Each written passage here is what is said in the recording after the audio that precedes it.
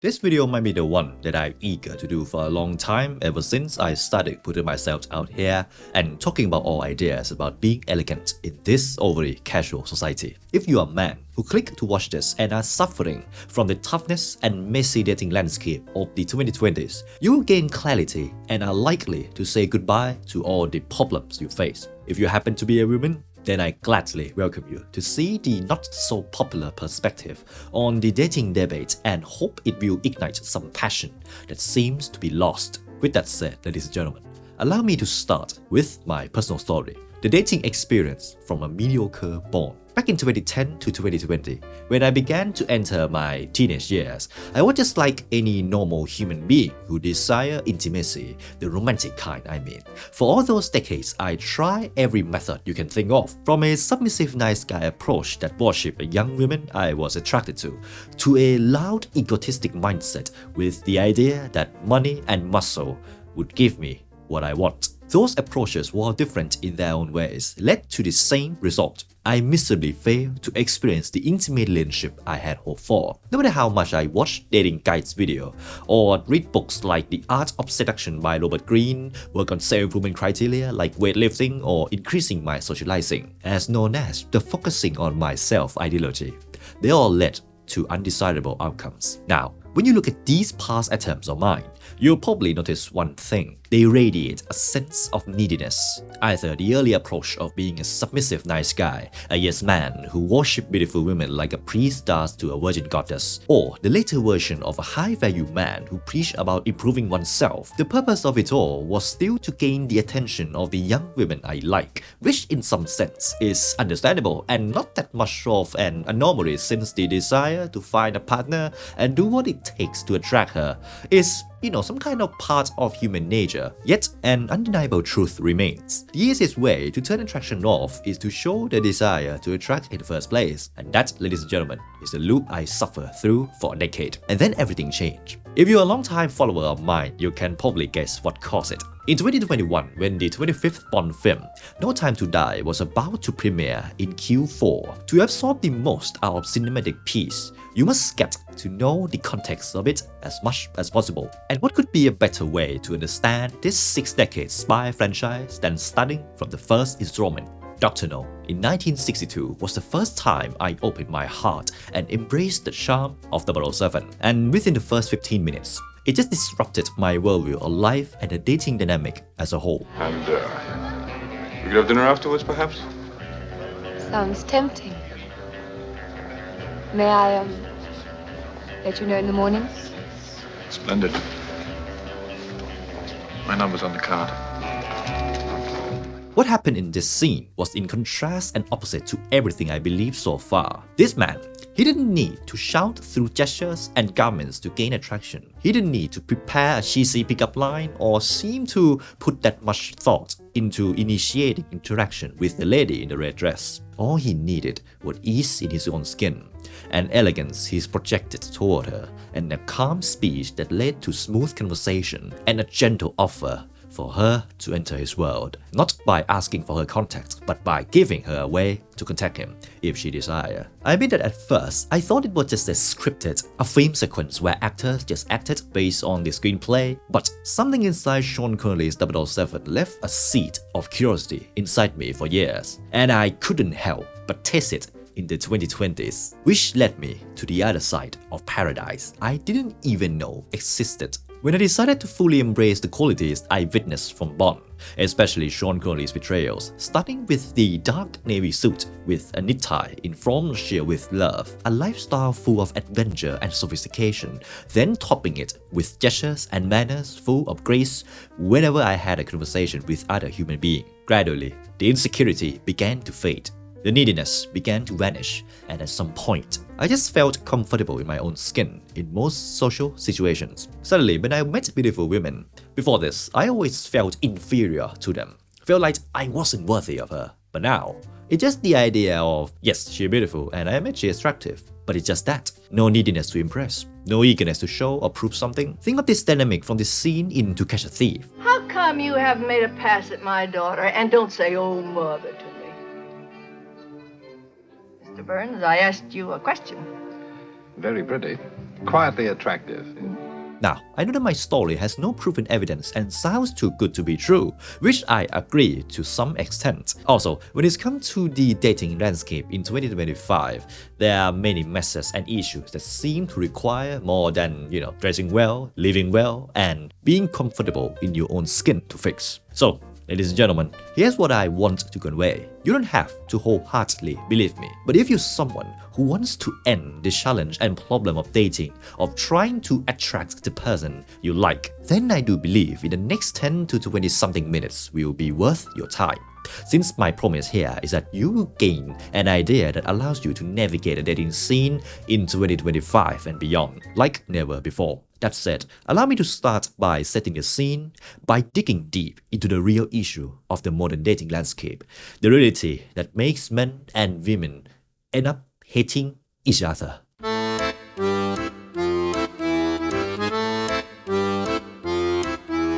To fully understand what's really happening now, I think we need to look at the history and movement known as the sexual revolution across the span of centuries. And to be honest, this topic alone would take at least an hour or even a standalone series to cover every single detail. So in this video, I will briefly cover the incidents that directly involve our matter. For many centuries before the 21st, one agreed truth everyone can't deny is that men always had additional privileges over women, especially the freedom to do things more freely and not have to conform to societal norms. You name it. Marrying multiple partners, having the free will to pursue interests or take on tasks without the expectation to do otherwise. Though I do believe this didn't occur by accident, but was contributed by human nature and biological aspects, because the male gene, biologically speaking, was designed for tasks that require intensive labor, hunger for survival and status, and ambitious pursuits for the sake of survival. And for women, they should give her beauty, nurturing magic, and creative expression. This dynamic can be seen time and time again. Yet one thing history dictates is that both men and women were living by the norm, by the expectation to do a certain set of things, without a full space for free will. Combine that with the privileges one had over the other, and the sexual revolution was born in the name of the feminist movement. I won't go much into the specific details and eras of each feminist wave, but the big idea, at least when it started, was to secure women's rights to vote, to work, to own property, to access education, and to participate fully in society. Basically, it was just a rise in the standard of human life quality that eliminated discrimination between sex. That was the first and true intention of feminism when it first started in the 19th century, I believe. But as you may guess, it evolved and went into many more aspects of social agendas which affected varied landscape. Dating is a major part of it. To understand this, all you need to do is to look at human nature and mating. The biological purpose of dating and actually mating is to keep the lineage going, to ensure the survival of the bloodline. And that keyword, ladies and gentlemen, survival, is the main term of interest here. Because physical survival used to be the crucial factor for humans to determine who would be the suitable partner for continuing the bloodline.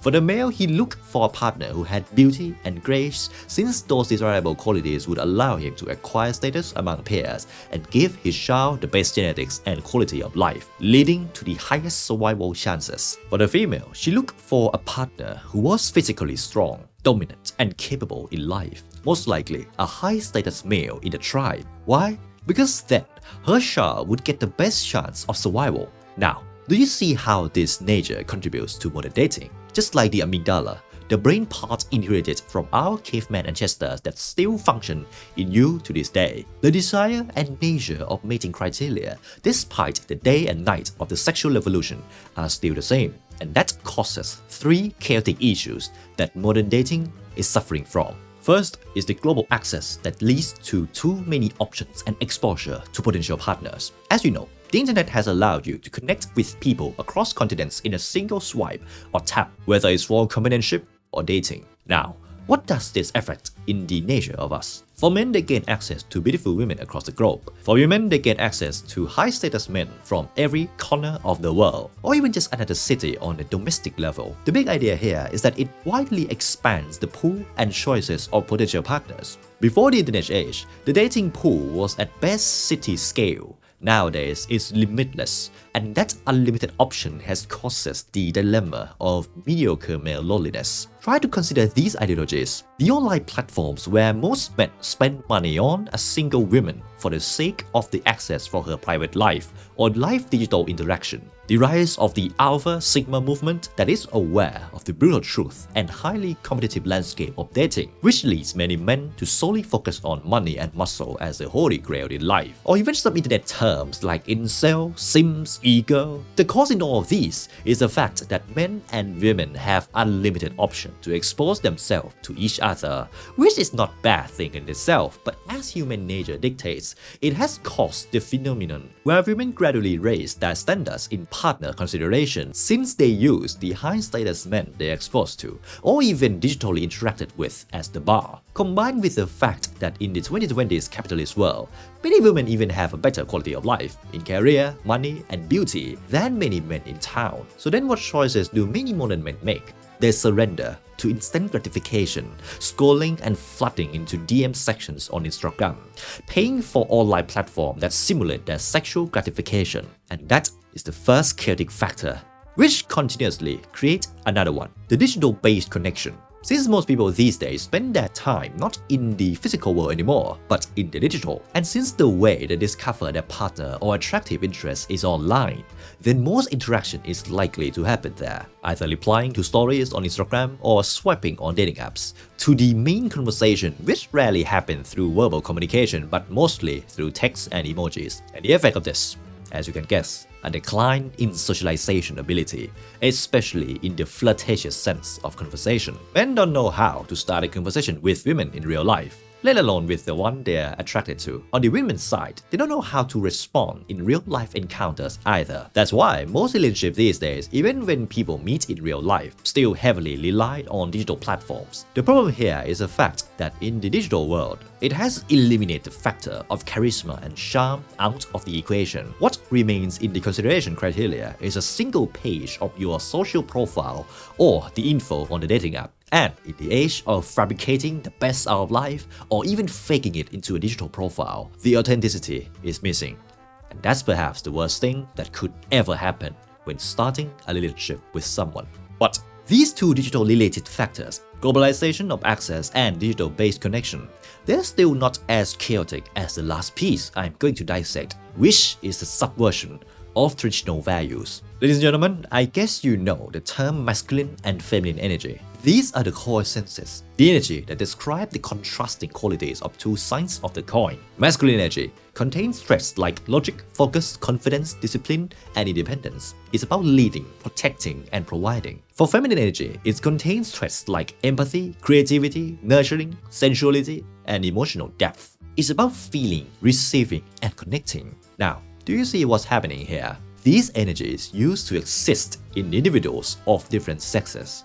From men, they had mostly masculine energy with a little space for feminine. For women, they had mostly feminine energy with a little space for masculine. But at some point, during the sexual evolution, this traditional dynamic was subverted, making men less masculine and more feminine, and making women less feminine and more masculine. If you wonder what causes this, my answer is many things. From the unintentional hyper-independent ability that women can now enjoy due to equal access to career and education, at least that happening in Bangkok, the city I was born and live in, to the social agendas that love to portray the reverse dynamic of feminine men and masculine women, which seems to get a positive response from the masses. Now, what really affects the dating experience is this. Since the traditional polarity and chemistry between masculine men and feminine women have broken down and shifted into an androgynous kind of relationship, it has eliminated the tension, passion, and most importantly,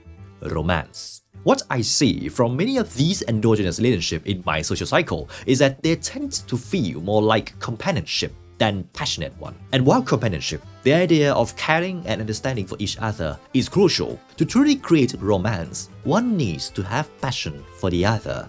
And as you can guess, passion cannot occur without tension, and tension cannot occur without dynamic and polarity between masculine and feminine energy.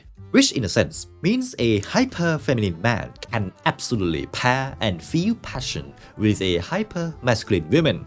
However, if you're watching this far, I doubt that's the kind of dynamic or relationship you desire or aspire to have. That said, all these factors and stories you have listened to so far are causing the modern day phenomenon: a needy modern man who feels inferior within himself, and an independent modern woman who doesn't know the exact experience of romance. And all of that makes no one happy. So, the solution to all of this chaos, the way to bypass and eliminate these factors that ruin modern dating, is to get back to a virtue humanity has lost: the idea of elegance and the archetype of a gentleman. Let me tell you this story. I once asked one of my trusted female companions about the idea of a cold approach of getting to know and starting a relationship based on physical space alone, without Instagram lurking or dating app endless swipe. The conversation went like this. Well, what do you think of a man who never met a woman before starting to talk to her in a place like a cafe, library, or any sort of place that's not a bar or nightclub? I think it's weird. But why? Well, my first thought would be, who are you? And why should I continue chatting with you? Then I asked her this. But why not? I mean, if that man approached with a respectable gesture, had a conversation topic that felt so seamless and relatable to the context, while also projecting a sense of sheer confidence and ease, dressed impeccably sharp, topped with charming charisma, wit and humor along the way. Now, can you guess her response? Well, I haven't met that man you just described even once in my lifetime. By the way, at the time we had conversation, she was in her early 20s. Anyway, here's this statement I want to draw from that story. Most modern women have never ever met a true gentleman once in their lifetime. Not from their male peers, not from their father figures, and perhaps not even from their love interests. This idea, this terminology, a gentleman, the reason why for most people it feels so outdated, old-fashioned, and out of place in the 21st century is because men who actually possess the quality of pursuing excellence both in internal character and external appearance are so rare these days. If you think a top 1% individual is someone who financially rich, emotionally mature, and packed with muscle mass, then a true gentleman is even rarer than that. A man who effortlessly carries grace in the way he lives. A man who doesn't have anything to prove to others. A man who holds traditional values and mannerisms in social interactions. And a man who strives for his purpose while not forgetting to enjoy great company along the way. How many men do you know in real life who have fully acquired or even aspire to these traits? I admit that I'm also far from reaching this ideal state, this noble pursuit called a gentleman, but the fulfillment and benefit of becoming one is irresistible to ignore. And in our topic of interest, yes, it can absolutely eliminate modern dating problems on both micro and macro scales. If the key issues of modern dating are the neediness among modern men, the unrealistic expectation among modern women, and the underlying qualities between both sexes, which are caused by global dating pool access, digital-based connection, and the reversal of masculine and feminine energy, then the solution is simple. You just need to act and become the man who is aligned with the natural state of this dynamic. A man who lives his life without any attempt to prove anything to anyone. In other words, someone at ease and comfortable in his own skin. A man who holds lost virtues like sartorial elegance, mannerism, and purpose-driven living. And a man who contains classical masculine traits as his primary energy mode in life. With this way of life, all the chaotic mess, all the undesirable experiences that usually occur, like lack of attraction from beautiful women, inferiority complex from the comparison, they will all be gone, leaving you with the true essence of what it means to be a gentleman. Someone who simply enjoys the present, lives his best life, and is ready to interact with any company along the way. That's the game-changing benefit in dating on micro level. The individual experience that will shift instantly. Now, I know what some of you might be thinking. Yeah, Patrick, but are you sure this archetype of a gentleman will resonate with modern women? And speaking of modern women, weren't they raised and born with masculine traits that contradict the ideal image of a graceful and elegant lady? So, how would a modern gentleman find a modern lady then? Well, here's come the most virtuous and noble part of all this. Remember the conversation between me and that female companion I told you about? Let's say I've known her for quite a long time, a decade to be precise, and for the whole period before she committed to her, current masculine partner, she was the exact your typical modern woman. She's smart, career focused, independent, a natural leader, traits that are quite masculine and modern. So much so that every time I spoke with her, it felt more like talking to a man or having a, brotherly conversation. But I just felt that all changed when she met a masculine force presence. All the hidden feminine traits gradually emerged and somehow turned her into a woman who majorly embodied femininity. This doesn't mean she left her job or wore an apron, but rather, it was a projection and energy that simply felt different. Now, do you see what I mean? With the archetype of a gentleman, when you decide to become one, your presence will affect people around you, no matter their sexual preference. And for many modern women who don't deliberately want to be masculine but have to due to the circumstances, your presence, filled with classical masculinity, sophisticated manner, ease and elegance, will allow them to let go of the masculine side they have to hold on to. It will allow them to once again embrace the nature of feminine beauty, which lets her explore endless qualities that were once held by the ladies of the bygone era. And that is why I dare to say, being a gentleman will eliminate all the hassle of the modern dating landscape because it works like a chain effect. First, it's shifting your own experience, then gradually spreading to those around you. This assumption of mine might actually be what gave birth to the core idea of my life purpose, bringing back elegance to modernity. Because a world full of grace and glamour, a society where people have class, and a passionate romance between ladies and gentlemen.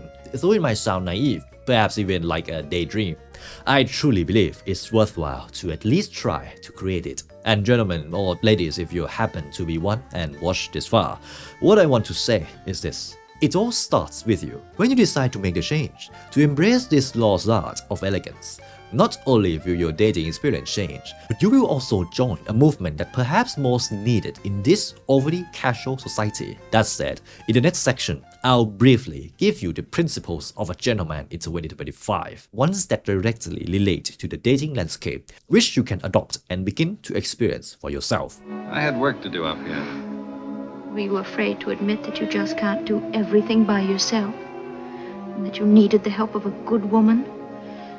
And you just aren't the lone wolf you think you are. No, Anne. Without you, I couldn't have done it. I needed the help of a woman. First, always present the best version of yourself. This is the easiest step, and yet I still can't understand why most people overlook it. While the modern day argues that dressing well is a shallow act, I would counter with this. The way you dress is the mirror that reflects your identity. When I was in college year and was a gym junkie before, I was so comfortable wearing gym clothes everywhere, from lecture class to restaurants. Right now, even thinking of that idea disgusts me because my identity has already locked in with the persona I have in my mind, the ideal gentleman I want to be. And he always dresses in elegant attire every single day. And yes, this doesn't mean it has to be suits, shirts and Oxfords every single day. In fact, I'll make the longest video I ever done as a full guide to classic style next week, so stay tuned for that. But for now, if you are wondering where to start in dressing well and presenting your best self as a gentleman, then check out the Sartorial Codex, my free ebook, link in the description. The importance of presenting your best self through elegant attire every day is based on two human nature-driven reasons. First, people always judge and perceive you through visual information.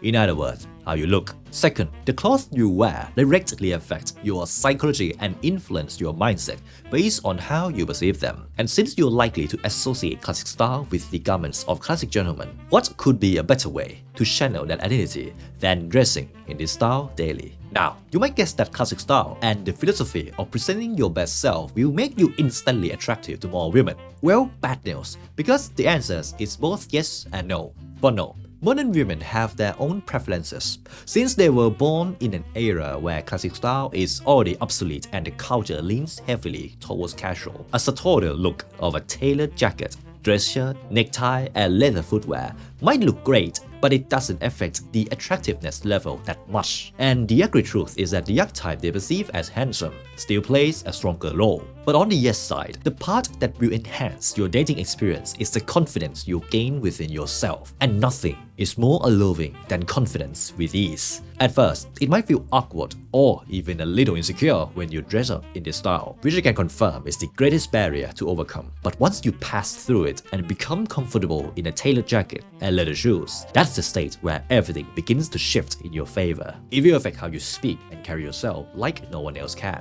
which will inevitably make you gracefully stand out among the rest. The second principle is purpose among all else. I believe I don't need to dig too deep into this one, as many creators in the masculinity and self-improvement space have already done a great job explaining why a man's life needs to be locked onto a purpose as his North Star. It gives you a reason to exist. It makes you hungry to live your life. It tells you exactly where your destination lies. In the dating dynamic, this erases any sense of neediness, both in your presence and in your relationship moving forward. It keeps the tension between the masculine and feminine alive, and makes the experience full of passion and romance. This perhaps was the principle I lacked during my decades of suffering in dating. I didn't know what my mission was. I didn't know what meaningful milestone I wanted to achieve. But when you've got purpose among all else, neediness is eliminated. Nothing compares to the level of attractiveness a man has when he knows exactly where he's going,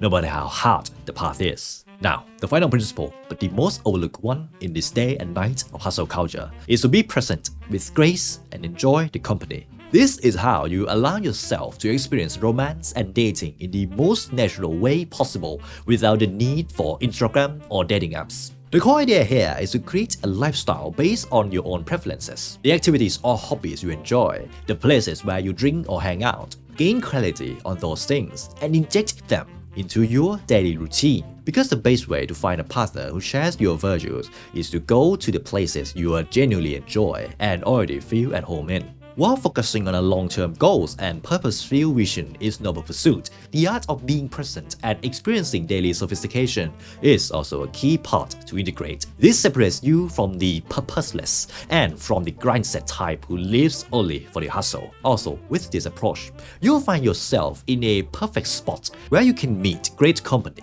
treat her with traditional gentleman's virtues, and perhaps stumble upon a romance that feels like it came straight out of a 1930s cinematic masterpiece. So those are the 3 principles you can start applying and integrating into your own life right now to experience an entire different dating paradigm as a gentleman in 2025. And if you want the fattest shortcut, a proven system to adopt the identity of a gentleman of excellence, check out the narrative shifter and see if it intrigues you. Link in the description. And for the weekly attire review, here's what I am wearing today. Start with the vintage double-breasted 4-on-1 cavalry twill navy jacket, then a pink Oxford cloth button-down shirt paired with a high-waisted flare denim in green cast indigo, and then finish it with the burgundy chukka boots made of shell cordovan. If you want a further breakdown and the story behind it, stay tuned for the issue 4 of my newsletter. Apart from that, thank you so much for your time, and I hope to see you in the next one.